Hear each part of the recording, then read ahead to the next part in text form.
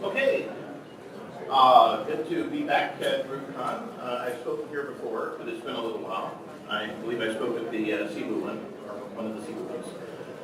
Anyway, my name is Hughes, and I've been in the IT field for about 43 years now, a lot of that security oriented. From 98 to 2000, I actually created all the training at VeriSign in crypto and PKI and presented it around the world.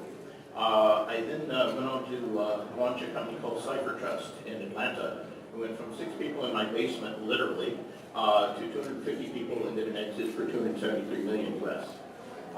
So basically, I wound up coming to the Philippines, somewhere in there, and I've actually been married to a Pinay babe for 22 years, and we've had 3 lovely kids right in Cebu.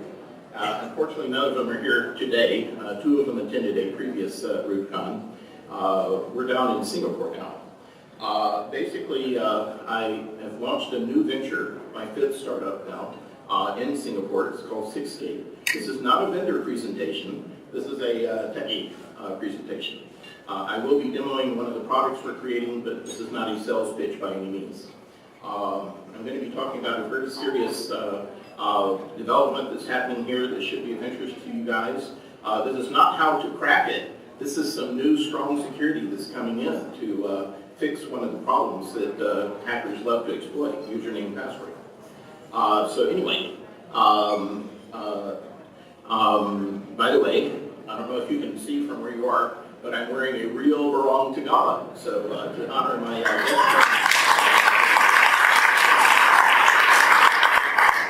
prove my Pinoyness here. Okay, all right, now basically the problem that we're addressing here is username and password authentication. Usernames, really easy to create and remember, but they're usually not qualified with an internet domain name, and for things like Skype. But they're not really a problem. You can easily change your password. Changing your username may be a little more difficult with some online services and so on. But passwords are really where the problem are. Okay, the real problem is with passwords. The combination of username and password for authentication for an online service. This scheme is pretty much completely broken these days. We can't use it anymore. Humans are notoriously bad at using or coming up with strong but easy to remember passwords. And in theory, you could actually use a different password on every online service. Or if a hacker cracks your credentials on one service, they'll try it on many others, often with success.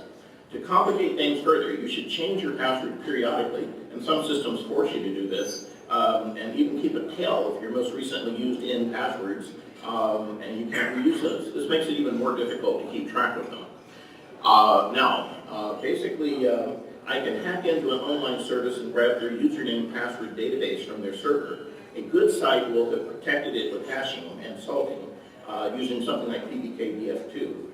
If you're interested, go to that link, and these slides are available through the conference.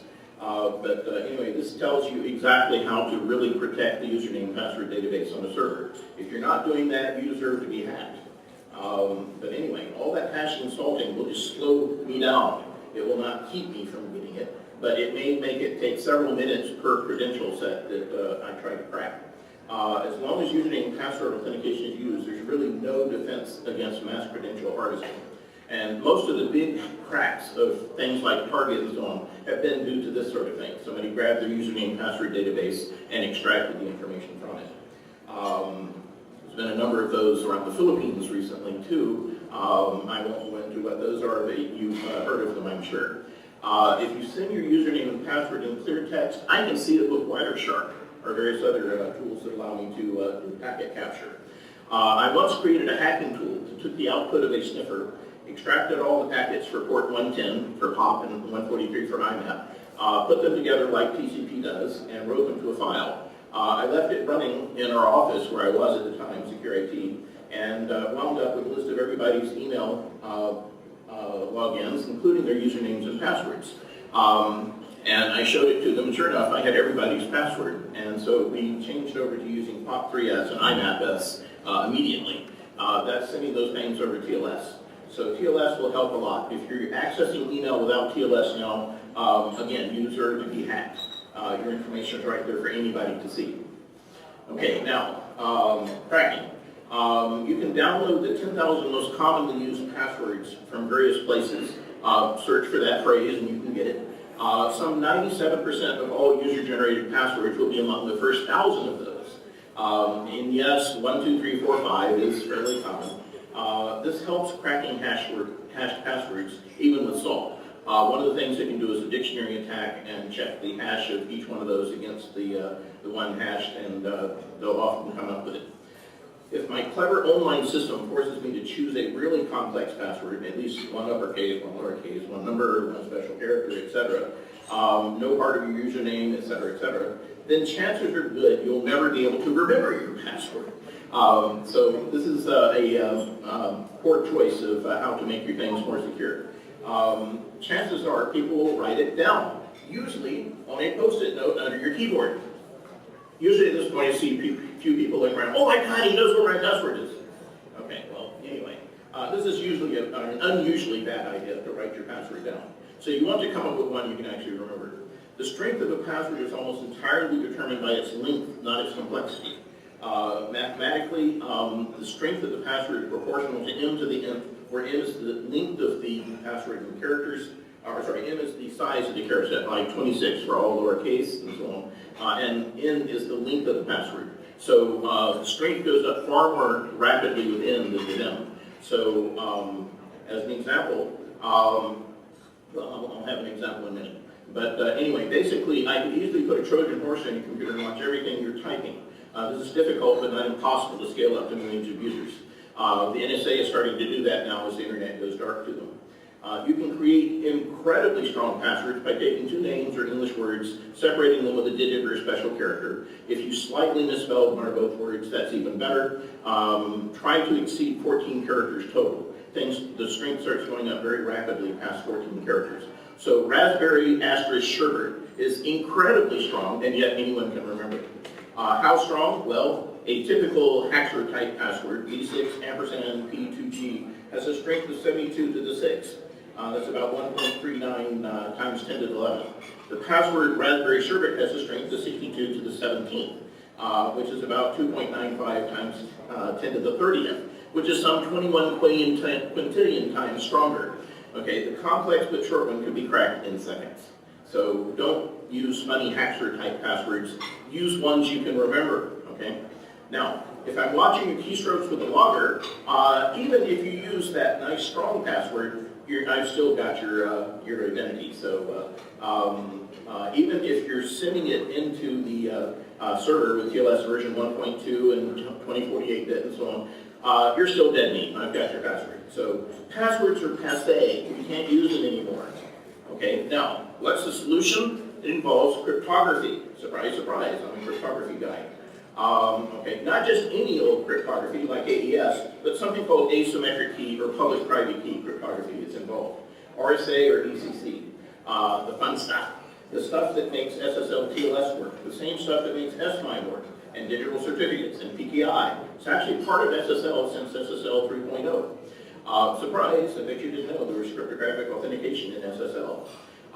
Symmetric key cryptography uses the same key to encrypt and decrypt. That's intuitive. Like I locked my apartment with a key this morning, I unlock it with the same one when I go home that evening. Asymmetric key cryptography uses a matched pair of keys, a public key and a private key. They're generated together and they're related to each other mathematically.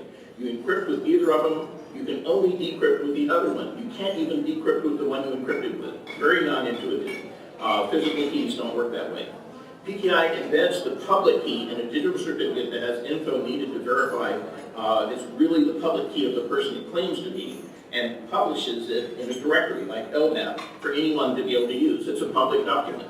The private key is best kept in a crypto token and never even loaded onto your computer. Okay, and I've got a crypto token here. We'll talk about those later. Okay, now, how does SSL TLS work? I'm not going to go into enormous detail here. I don't have time. I used to teach this stuff for about a week at VeriSign. But anyway, there's three phases in an SSL TLS handshake. First, the server authenticates to the client. I'm really AmazonWomen.com. The client authenticates itself to the server. I'm really Lawrence Hughes from 6Gate. The client creates a symmetric session key and securely shares it with the server, which will be used to encrypt everything after the handshake in both directions. Today, the client-to-server authentication usually happens after the TLS handshake in the encrypted tunnel using username and password authentication. So we've got cryptographic authentication from server to client, but not from client to server. If you think about it, when you log into a typical secure server, it still asks you for a username and password. And that's protected in the encrypted tunnel, but you still have to type it in. Today, let's see. We want to use the real phase 2 SSL during the handshake to encrypt with a client digital certificate. Not many people use that today. It's been around since SSL 3.0, but it requires something called a client digital certificate. Okay, now what's a server digital certificate? VeriSign's business was selling server certificates. 99% of the revenue came from that. We hardly ever sold any client certificates. They haven't really solved the problem of how to do those. My new company is solving that problem. You can buy them from online CAs like DigiCert or whatever. You can get them free from Encrypt Everything. If you guys don't know about Encrypt Everything, look it up. This is a really cool thing where some people have made server certs essentially free for anybody who wants one. But anyway, basically you can create your own with OpenSSL, but those are not trusted. They're not public hierarchy certs, and they're kind of like counterfeit money. You can spend them, but basically you can also fool people with them. It's a digital document that binds the server's public key to identifying information, like the server's fully qualified domain name, like www.amazonwomen.com, who issued the server cert, digicert.com, an expiration date, various other information. It's in a standard, which is in RFC 5280, going back to the X509 certificate. That binding is done by the certification authority, a trusted third party, digitally signing the certificate. Using the information in the cert, I can check if it's trusted, which means it chains up to a trusted root cert that's already in your browser, whether it's currently valid or has expired. And you can also check the revocation status, whether the CA has revoked the certificate saying this is no longer valid. A secure server only needs one server cert for any number of users. You can have 1 million users using a single one server cert. Okay, now, as far as a server certificate here, let me bring up a typical server cert here.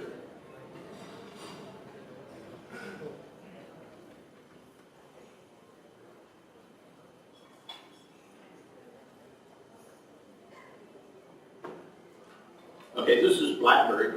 This is our new email client, and it has something in it called a CertDB, which is allows me to look at the certificates here. And so if I look at ws1.demo.6scape.net here, okay, this is a server certificate. And if I look in the details, down under subject, you notice that have common name equals ws1.demo.6scape.net. I could have other information in there like the company name, the locality, the country, and things like that. But the basic common name part of the subject distinguished name is a fully qualified domain name. So that binds the fully qualified domain name to the public key for this particular certificate. Okay, and you install that, and that enables SSL TLS on the server. Okay, so that is a typical server cert there. And they're available all over the place. Sorry, Lawrence, is it alright to cut you off for a while? This is our ROOTCON tradition. Yes. Everybody knows this. For newcomers, this is a ROOTCON tradition. Please. Okay. So we got the skull thing now. And you've got the good stuff too, Jack Black. Okay. Yes, yes. Okay. We would like to thank Nathan for the good stuff. Nathan, thanks, man.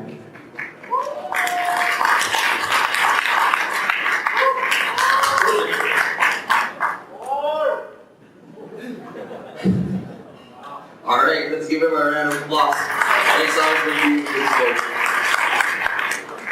Alright, now how does phase 1 work with SSL TLS?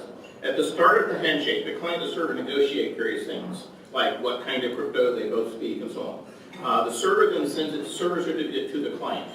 This is in the clear.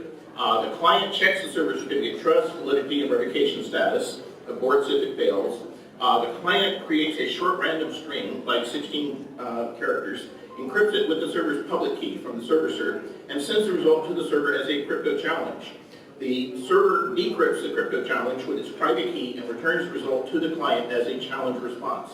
If the challenge response matches the original string, that's proof that the server has the private key corresponding to the public key in the server cert, without actually revealing that private key. This gives you strong server-to-client authentication. That's how SSL TLS works. Now,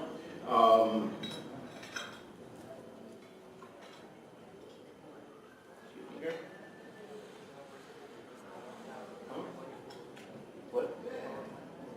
Oh, sorry.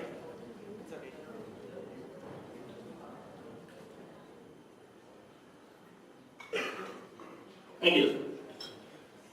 Okay, the Jack Black's already doing his job. Okay, so that's how the SSL TLS phase 1 works. Now, crypto challenge. We're back out of PowerPoint for a second here. This is a real cool little program I wrote in C#. If anybody would like a copy of it, I'll be glad to share with you. But basically, this is, let's see, hopefully it'll come up in a second.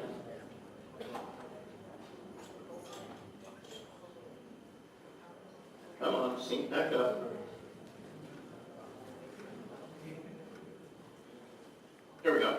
Okay, now this is a little application I wrote in C#.net, and I've loaded up a public-private key pair here from a PFX file. Here's a random string. I could actually create any number of different little random strings here. And if I hit this button, it's going to encrypt that random string with the public key from that PFX file. And you notice that instead of getting about 16 bytes of output, I've got 344 bytes. So asymmetric key encryption tends to be very inefficient. Okay, come on, sync back up. I may have to reduce my resolution here in a minute. But anyway, in fact, let's go ahead and shrink that down. Maybe it'll work better. Okay. But I'm doing 1920 by 1080 at the moment. Let's back off a little.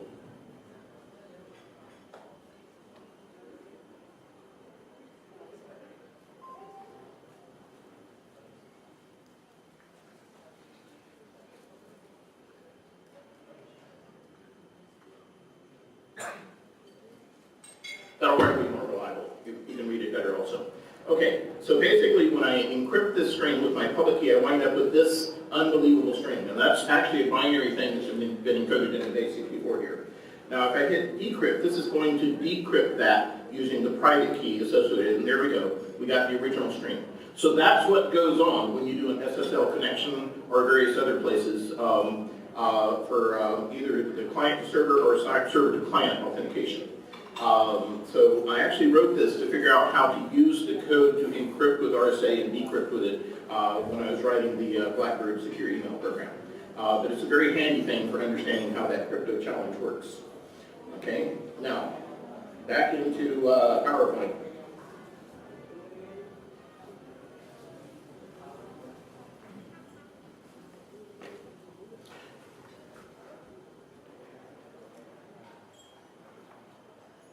Okay, now, you've heard about what a server certificate is. What is a client certificate? It's like a server certificate, but it has different information associated with the public key.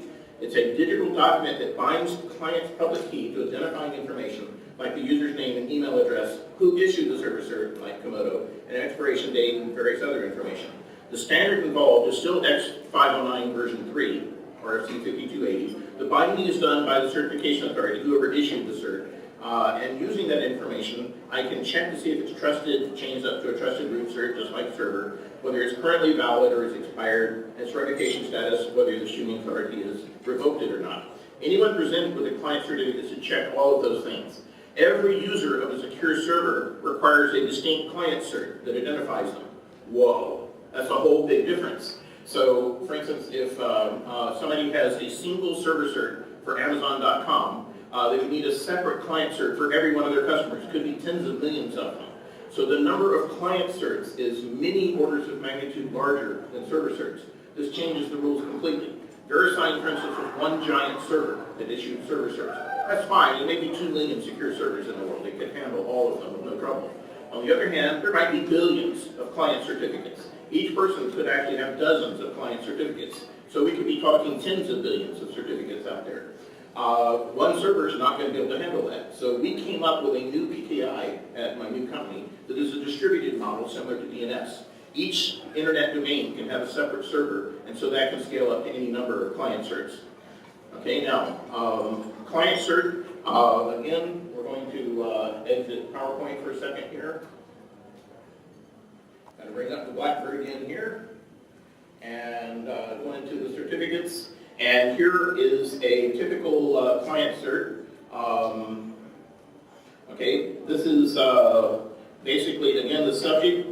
Now I have E equals, and then my email address. CN, common name is my full name, Lawrence Hughes, not a fully qualified domain name. Organizational units development, organization 6Gate communications, locality is Singapore, the city is Singapore, and the country is Singapore. Okay, so that's what a client cert looks like. There's no difference other than what's in the distinguished name of the subject. Okay, so but you have to verify all those things when you issue a client cert. Okay, so basically we're going to be using client certs in the future to authenticate ourselves, not username and password. Okay, so going back into PowerPoint here.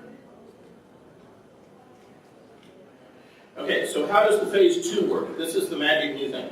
If you've configured strong client authentication on your server, after phase 1 is complete, the server then says, well, okay, you know who I am, who the hell are you? Send me your client cert. So the client then allows the user to select the client cert from available certs and sends it up to the server. The server then checks the client cert trust validity and verification status.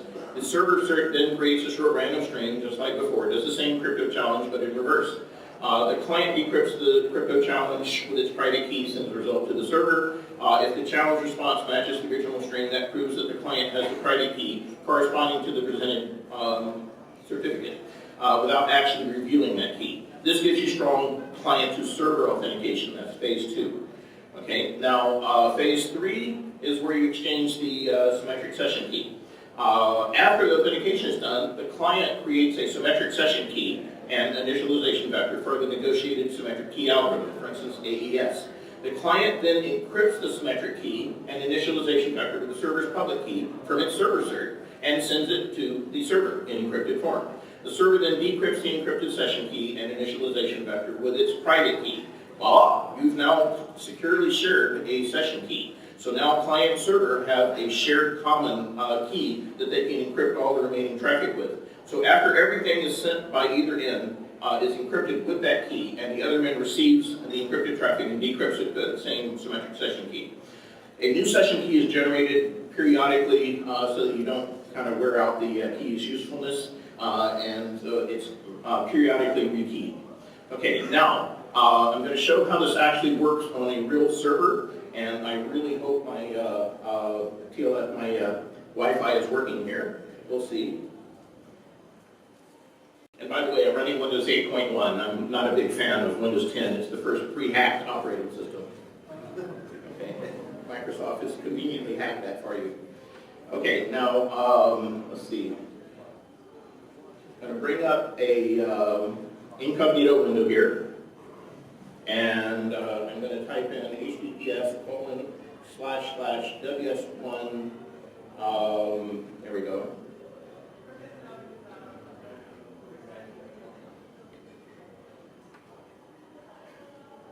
Come on, work. There we go. Okay, now what's happened is I've gone through phase 1. The server has authenticated itself to me with a server cert. I've acknowledged, yep, it's a good server cert. So the server has then gone and says, okay, send me your client cert. Well, I've actually got quite a few client certs on this computer, and so it gives me a list to choose from. Well, I'm going to, if I actually look at this, I can actually see Alice's cert there. But I'm going to go ahead and double-click on Alice, and now, basically, Alice's cert is sent up to the server. No username typed in, no passwords involved at any point. Basically, it's then authenticated my certificate, and by doing that crypto challenge, and now the server can actually see everything that's in that certificate. So we've got the complete issuer, the complete subject, and so there's Alice's name, her email address, per city and state and so on. And you can even tell when it was issued and when it expires, the key bit size, and private key bit size and so on. And this is the issuer. It happened to come from DigiCert, which is a valid issuing authority. So basically now, instead of doing a username password and checking the password against the database, you receive this client certificate and you go through this validation, which happens automatically in the server. And when your application starts running, you're already authenticated. And the server has some system variables with this information in it. And you can use it to actually determine who logged in. There's no need to ask them for the username.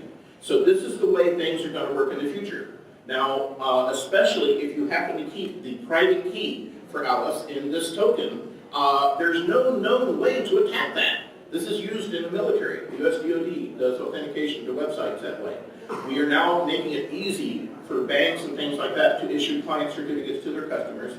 In fact, shortly, a certain agency here in the Philippines involved with collecting taxes will be getting several million little tokens like this with certificates in them that we create to allow people to authenticate to their website.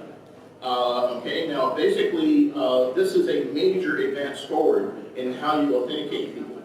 And this is going to make an enormous difference in security. And I'm sorry, I can't tell you how to hack that. I don't know. Now, if the private key is kept in a soft token, which means just a file in your computer in the certificate database, there are ways to attack it. It's not simple, but there are ways to attack it. If the private key is kept in a security token, this is actually an interesting little thing. I'll talk about it in a minute. But the private key in here can be used, but there's no way in the world to ever get it out. Okay? Now, basically, so if it's in one of these tokens, there's no known attack against it currently.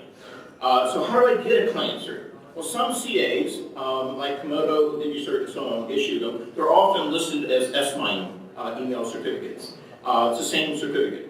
There are free ones so you can authenticate your email address. There are also ones that validate your name, your email address, the company, etc. They typically charge for those. Okay, so the more they have to validate of your identity before they issue the cert, the more they're going to charge you. 6.8 has created a new CA, ID Central, lets you request and download client certificates via a secure protocol called Identity Registration Protocol, which has been issued port 4604 by IANA. If you think it's hard to get a public IPv4 address today, you should try to get a actual port number. There's a very small number of them, like 30,000 or so, for the entire lifetime of the internet. And so you have to really convince them that you've come up with something interesting before they actually allocate a port number for you. We actually have one officially issued by IANA. Like 25 is for SMTP.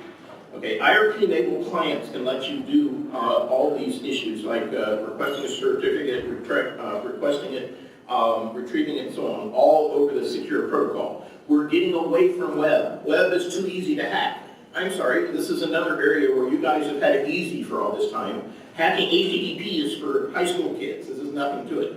And so we're getting away from web. We're making our own secure protocols layered directly over TLS and TCP. And these are nowhere near as easy to hack as HTTP. So IRP-enabled clients are the key to doing this. We also can publish the certificate in LDAP and obtain other certificates, client certs from LDAP. So LDAP allows you to build kind of a common shared library of these certificates. Now, what is the Blackbird Secure Email Client?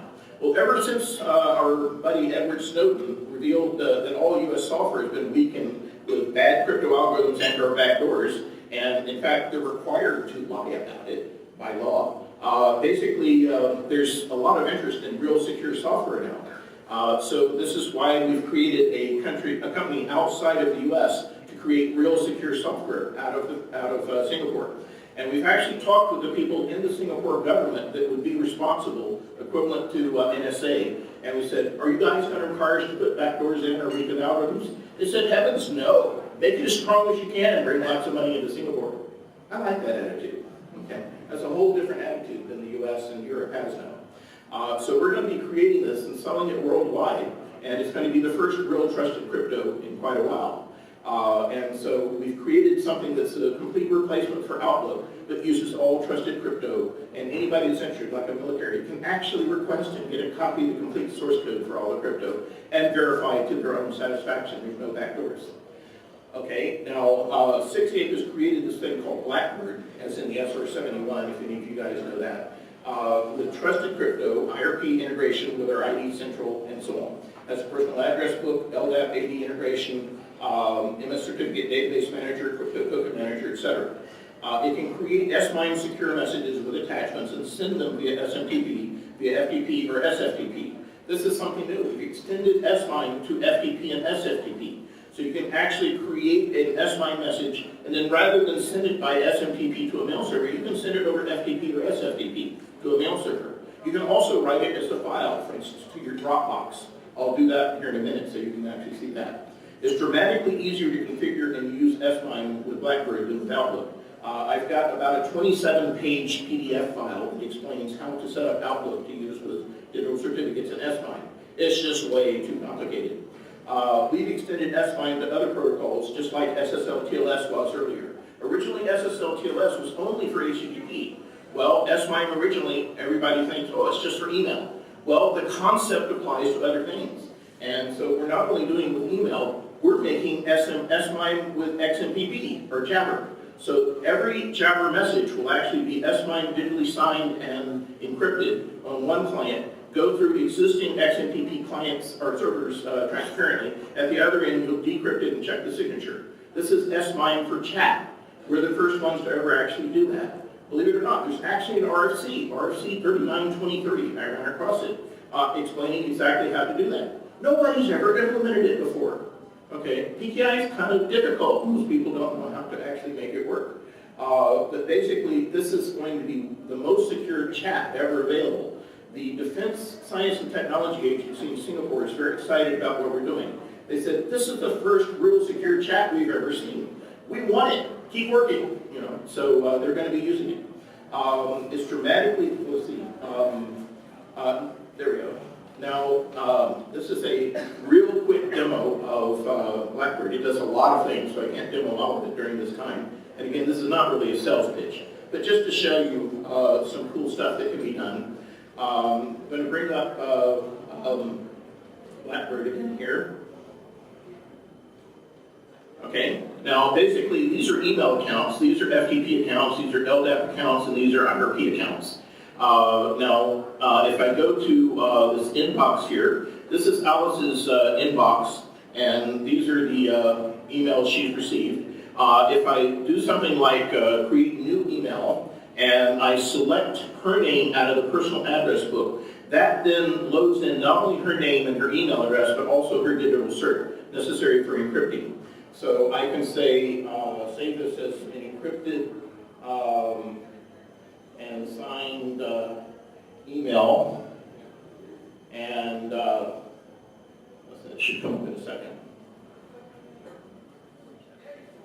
Okay, here we go. So I've actually fetched her email address and her digital cert, and I'm now ready to actually create that. Now, if I said send, that would go out as an SMP message to Alice's secure email server. But instead, I'm going to say save as a file, and it's going to say, okay, where do you want to save that? Well, I want to save that under my documents. So I click on that, and whoops, let's see. Actually, I'll get the previous one, because I forgot to hit encrypt and sign on that. But anyway, basically, if we go look now in that, okay, under documents, okay, here we go. Here's the one I just did. Instead, I'm going to look at the previous one here. If I open that with Notepad, oops, that's the previous one.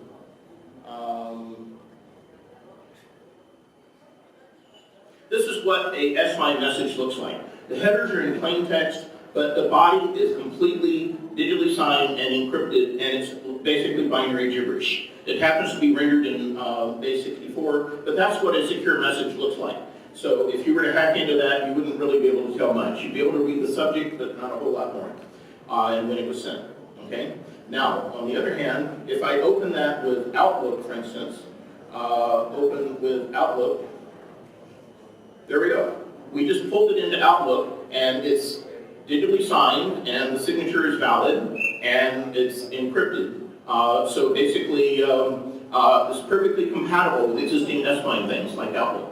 Okay, so now, if I wanted to send you something securely through Dropbox, I could use this client to actually encrypt it into an S-MIME message, save it as a file in Dropbox. You could then open it, pop it into your email client. .eml, if you double click on it, pops into your S-MIME email client, Outlook or whatever. So basically, this is a way to communicate securely through non-secure channels like Dropbox. I can also attach files to that, and those get encrypted as well. So these are new ways to encrypt things, to communicate securely. Okay, that, by the way, is the SR-71 Blackbird. Amazing plane. Look it up sometime if you're interested in avionics.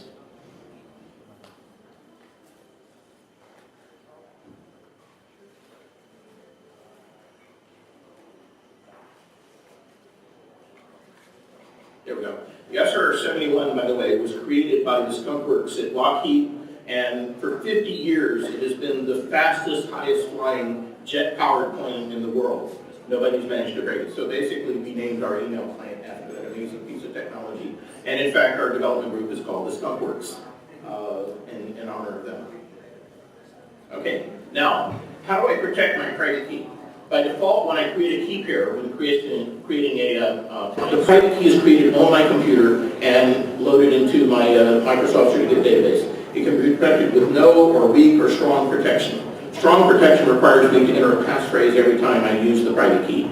That could still be hacked. It's better to keep your private key in a FIPS 140-2 certified crypto token. These cost about $10 in even reasonable quantity. Go into any USB connection. There are ways to connect them to phones too. We're working on that now. Okay, now basically once the private key is in the token, there's no way to get it out, but you can use it via PKSS11. And in fact, this actually has a relatively small amount of memory in it, only 64K bytes, but it's also got a crypto engine that can do RSA and PKSS11 and so on. So to use it, you actually send the thing you want to encrypt or decrypt over USB into it. It encrypts or decrypts it, and then you retrieve the result over USB and use it. So the private key never leaves this once it's loaded in here. It's a roach hotel. The private key goes in, but it never comes out. But you can use it. Okay, a crypto token looks like a thumb drive, or it can look like a smart card, contact or contactless.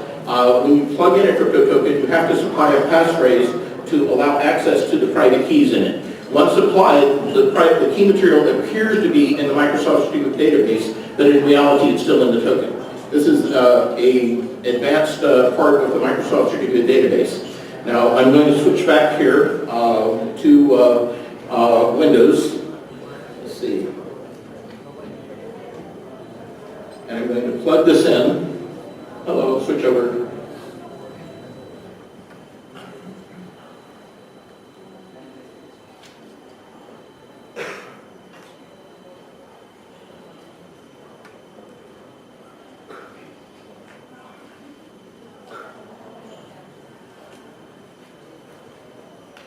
Takes a long time for this thing to sync, sorry.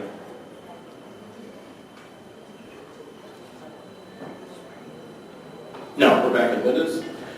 Okay, now basically if I bring up Blackbird one more time here in the certificates, basically these are the certificates that are in there right now. Now if I insert this into USB, it powers up, it now actually connects to it. And right now it's saying, you haven't changed the access phrase from when it was manufactured, so about the default one. Do I want to change it? No, I don't really. And so it's going to say, okay, if you use it, then I'm going to challenge you for that passphrase. And so basically now, if I bring up in Blackbird,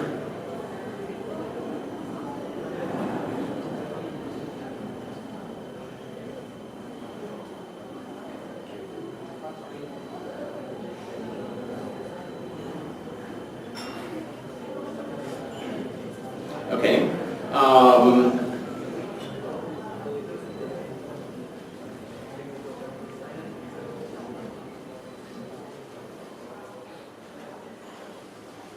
When I bring up certificate database, there we go, look under personal.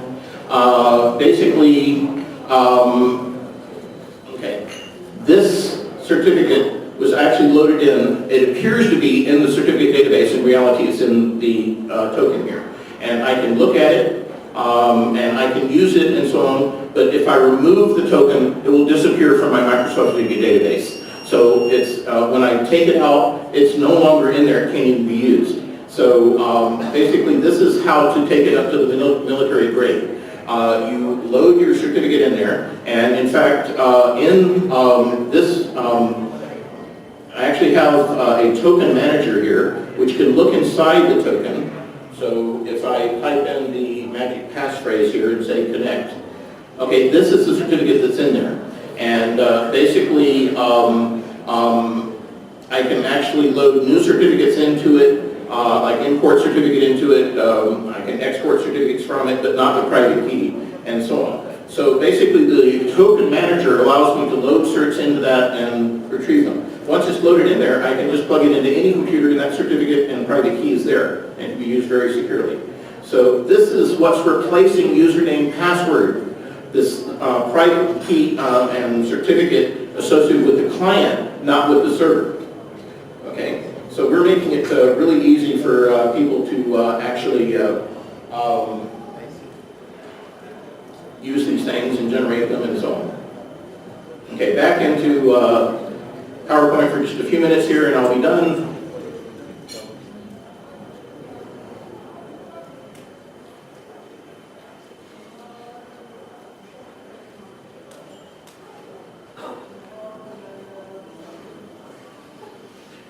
Okay, that's how to protect it. That's the cryptographic token right there, and that's what it looks like. And it looks like a thumb drive, but in reality there's a lot more going on in it. Now, strong client authentication. Anything that uses SSL TLS today can in theory use strong client authentication. The username comes from the client cert, no password or second factor authentication is needed. The crypto challenge is far stronger than any password in 2FA. All by itself, millions of times stronger. The username comes from, let's see, I can use it with web apps, Windows apps, or mobile device apps. It can be used for authentication for SMTPS, INAPS, LDAPS, and so on. In fact, a few mail servers are already supporting this. SendMail and Postfix and Dovecot already support strong client authentication instead of username and password for email. So a lot of people are working towards shifting away from username and password to the strong client authentication. SCA is the future of authentication for all applications. With private keys kept in hardware crypto tokens, this is literally military-grade security. It's sufficient for protecting nuclear missile launch codes. Okay? And the US DoD does that routinely. There's no need for username password database on the server. You might need a username database so that once you get the username out of the certificate, you can check and verify, yep, this is a real user. But there's no need for a password on there. So hackers cannot retrieve the password out of the username password database anymore. Mass credential harvesting is over. Sorry guys, I know that's one of your favorite tricks, but after people switch over to using strong client authentication, you're going to have to find other ways to hack systems. That way is going away. A hacker could see everything I'm typing, sniff all network traffic, and still cannot assume my identity unless they can own that private key and have the passphrase necessary to unlock the token. Without my private key and passphrase, they cannot assume my identity in any way. This is far stronger. Okay, now in case you're wondering what inspired our name or logo, this makes it pretty obvious right there. Replace the N with a 6 in the color and you've got us. Netscape Communications made enormous contributions to the IPv4 internet with the first viable web browser, first viable web server, first LDAP server, the SSL protocol, and other things. There were some brilliant people there. Now, basically, Six-Gate Communications is doing the same kind of contributions to the IPv6 internet. And with IRP, First Certificate Management Protocol that actually has authentication, an authenticated IP address registration mechanism that allows even your phone to have a server on it and automatically registers IPv6 address securely from anywhere in the world. Extending S-MIME to protocols other than SMTP and so on, and end-to-end direct connectivity. Okay, so that's basically what we're doing. So I appreciate your listening. It's kind of a long talk. But anybody who happens to know A.E. Van Vogt, there was a great science fiction book called The Weapon Shops of Isher, in which they had these weapons, these energy weapons, and in there they kept saying the right to buy energy weapons is the right to be free. So I've extended that a little bit. The right to buy information weapons is the right to be free. So we're purveyors of fine information weapons since 2014 when we started, and we believe that privacy is a fundamental human right that should be available to anyone. And so that's basically our goal. We're 2 years old now. We're up to 10 people.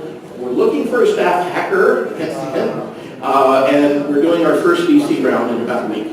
So we're off and running, and so if you're interested in joining in the fun, get in touch with me. I'll be here both days.